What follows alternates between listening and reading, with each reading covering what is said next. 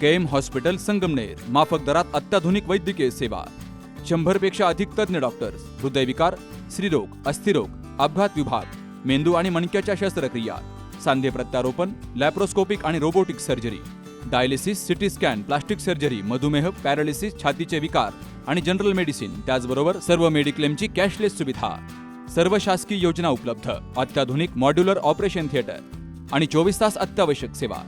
ठिकाण विठ्ठल मंदिरासमोर, Akole bypass road, Sangamner. संपर्क 99532 99532. संगमनेर शहरातील अकोले बायपास विठ्ठल नगरमध्ये विठ्ठल मंदिरात हरिभक्तपरायण किसन महाराज हार्दे आश्रमात 30 मेला ज्ञानेश्वर महाराज समाधी भूमिपूजन कार्यक्रम अनधिकृत पद्धतीने आयोजित केला गेलाय.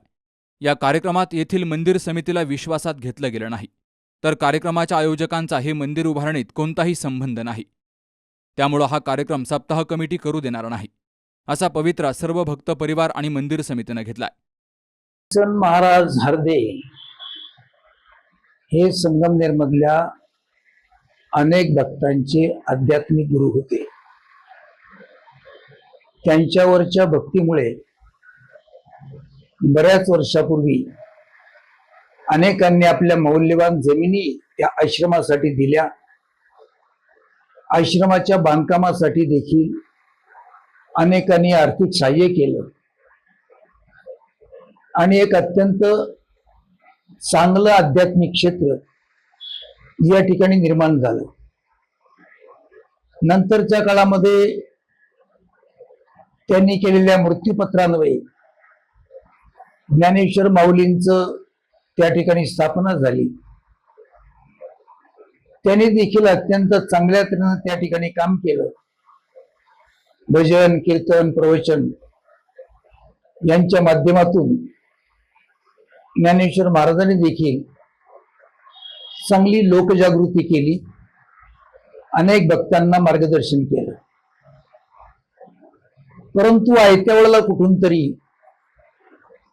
रामगिरी महाराजांच्या आश्रमाचं या ठिकाणी काही संबंध नसताना नाव निर्माण झालं आणि मग या ठिकाणी संघर्षासारखे प्रसंग निर्माण झाले.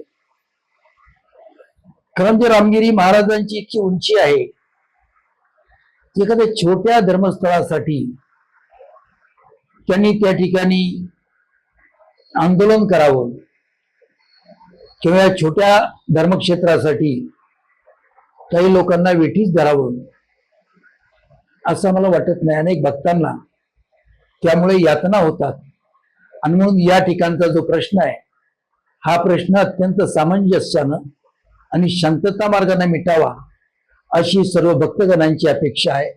याच्यामध्ये कुठल्याही तऱ्हेचा संघर्ष होऊ नये आणि या संघर्षातून कुठेही एखादा वाईट मार्गाला सगळं जाऊ नये. धर्माच्या संबंधातला प्रश्न न्यायप्रविष्ट असल्यामुळे या संबंधात आज तरी जास्त काही बोलता येत नाही, परंतु सर्व बाजूनी सामंजस्याचं वातावरण असावं अशी सर्व भक्तगणांची अपेक्षा आहे. प्रत्यक्षात हरिभक्तपरायण किसन महाराज हार्दे शिष्यमंडळाच्या वतीनं कोणताही कार्यक्रम आयोजित केलेला नाही. मंडळाच्या नावाचा गैरवापर करून कोणीतरी अज्ञात व्यक्तीनं सदरचे फ्लेक्स बोर्ड लावून दिशाभूल केलेली आहे. हरिभक्तपरायण किसन महाराज हार्दे शिष्यमंडळाच्या वतीनं वारसाबाबत न्यायालयात दावा दाखल केला गेलाय. तो न्यायप्रविष्ट आहे. अशा प्रकारे वादग्रस्त जागेत अज्ञात व्यक्तीनं कब्जा करण्याच्या उद्देशानं या कार्यक्रमाचं आयोजन केलंय. त्याचा सर्व भक्तपरिवार सप्ताह कमिटीच्या वतीनं निषेध केला गेलाय. याविषयी भक्तपरिवाराच्या वतीनं भावनाही व्यक्त केल्या गेल्यात. हरिभक्तपरायण किसन महाराज हार्दे हा आश्रम जो आहे हा 1988 पासून ह्या सर्व भक्तांच्या सहकार्याने या ठिकाणी उभा राहिलेला आहे. आणि किसन महाराज हार्दे यांची ज्या वेळेला समाधी झाली त्यानंतर त्यांनी उत्तराधिकारी म्हणून ज्ञानेश्वर महाराज जाधव यांची त्या ठिकाणी नियुक्ती केली. परंतु ज्ञानेश्वर महाराज जाधव यांचे अचानक निधन झाल्यानंतर त्यांनी पुढचा कार्यक्रम काही नियोजन केला नसल्यामुळं या मंदिरामध्ये सरला बेटाकडून जे काही महाराज लोक आहेत ते ह्या आश्रमावर ताबा घेऊ पाहतात आणि येत्या 30 तारखेला त्यांनी या ठिकाणी समाधीचा जो कार्यक्रम ठेवलेला आहे त्या कार्यक्रमाला आमचा कोणताही सहभाग नाही, परंतु त्यांनी आमचे बोर्डवर असं लिहिलेलं आहे की हा कार्यक्रम हरदे महाराज आश्रम या भक्त मंडळीने ठेवला अशी दिशाभूल केलेली आहे. तरी 30 तारखेला या ठिकाणी कार्यक्रम होऊ नये यासाठी आम्ही पूर्णपणे प्रयत्न करत आहोत आणि सर्व संगमेरकरांनी आम्हाला यासाठी सहकार्य करावं. आणि हा 30 तारखेला जो या ठिकाणी निषेध हा ठेवलेला आहे, तरी सर्व संगमेरकरांनी यासाठी 4 वाजता या ठिकाणी जमावं. श्री संत गुरुवर्य किसन महाराज हार्दे आश्रम या ठिकाणी गेली 40 वर्षापासून या ठिकाणी स्थापन झालेला आहे. खरोखर जर बघितलं तर किसन महाराज हार्दे यांनी अतिशय चांगल्या पद्धतीने इथं सेवा केलेली आहे. या मंदिरामध्ये यांचे अनेक शिष्य या ठिकाणी उपलब्ध आहे. खरोखर जर बघितलं तर किसन महाराजांनी शिष्यांवर अतिशय चांगल्या पद्धतीने संस्कार करून आपला पुढे शिष्यगण वाढवला आहे. त्यांच्या पश्चात त्यांचे 2 संत ज्ञानेश्वर महाराज तसेच रामेश्वर महाराज हे 2 त्यांचे भक्त या ठिकाणी नंतर आश्रम पाहू लागले. ज्ञानेश्वर महाराज हे गेल्या काही वर्षापासून या आश्रमाचा सांभाळ करत असताना त्यांचं अचानक निधन झालं. त्यानंतर रामेश्वर महाराज या ठिकाणी या आश्रमाचं देखभाल करू लागले आणि या ठिकाणी अनेक जाती धर्माचे लोक या ठिकाणी येतात, आपल्या पूजा अर्चा करून या ठिकाणी सेवा करतात. त्याचप्रमाणे या ठिकाणी भजन कीर्तन आसन दरवर्षी सप्त्याचा कार्यक्रम या ठिकाणी अतिशय उत्साहात आणि चांगल्या पद्धतीने पार पडतो. इथं सप्ताह कमिटी एक स्थापन झालेली आहे. किसन महाराज हार्दे यांचं मोठं शिष्यगण आहे आणि दरवर्षी चांगल्या पद्धतीने या ठिकाणी कार्यक्रम होतात आणि सर्व लोक या ठिकाणी सहभागी होतात. आणि या ठिकाणी म्हणजे या ठिकाणी तसं पाहिलं तर इथं काही लोक हस्तक्षेप करू राहिले आणि या लोकांनी इथला हस्तक्षेप करायचं टाळावं असं मी सर्व जनतेच्या वतीनं त्यांना मी विनंती करतो. आणि या ठिकाणी हे शिष्यगण ज्या पद्धतीनं कार्यक्रम करतील त्याच पद्धतीने या ठिकाणी कार्यक्रम होतील असं मी सांगू इच्छितो. 30 तारखेला जो कार्यक्रम आहे त्यांचा आम्ही सर्वांच्या वतीनं निषेध करतो. हा कार्यक्रम इथं झाला नाही पाहिजे असं सर्व शिष्यांना विश्वासात न घेता हा कार्यक्रम या ठिकाणी होतोय. तरी आम्ही सर्वांच्या वतीनं त्यांचा निषेध करतो. या ठिकाणी काही अपप्रवृत्तीचे लोक आज या मंदिरात घुसखोरी करण्याचा प्रयत्न करत आहे.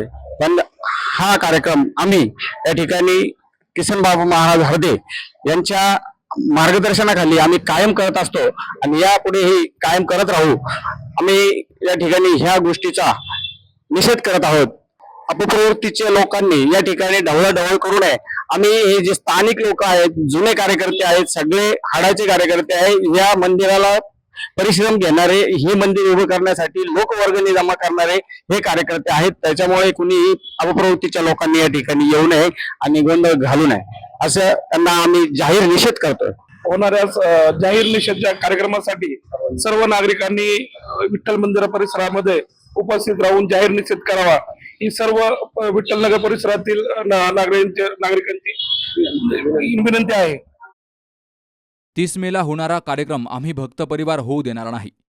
त्यासाठी प्रांताधिकारी आणि शहर पोलिसांमध्ये निवेदन दिलं गेलंय असंही भक्त परिवाराच्या वतीनं सांगितलं गेलंय. Sukhdev Gadekar, C news Marathi, Sangamner. लग्न सोहळा म्हटलं की कन्यादान, कन्यादान म्हटलं की फर्निचर आणि फर्निचर म्हटलं की साई कमल फर्निचर. आपल्या बजेटमध्ये लग्नाचे पॅकेज उपलब्ध, तसंच कपाट, showcase, bed, dressing, dining, teapoy, sofa set या वस्तूंनी परिपूर्ण सप्तपदी पॅकेज उपलब्ध.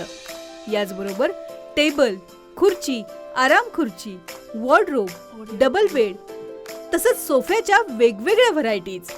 अर्थात घरासाठी आवश्यक ते सर्व फर्निचर म्हणजेच संगमनेरमधील साई कमल फर्निचर. साई कमल फर्निचर इथं ऑर्डर प्रमाणे सुद्धा फर्निचर तयार करून मिळेल. आजच भेट द्या साई कमल फर्निचरला. प्रोप्रायटर गणेश साहेबराव सातपुते, वसंत लॉन्स समोर, संगमनेर. मोबाईल 98 814 73 753 आणि 98 902 61 272.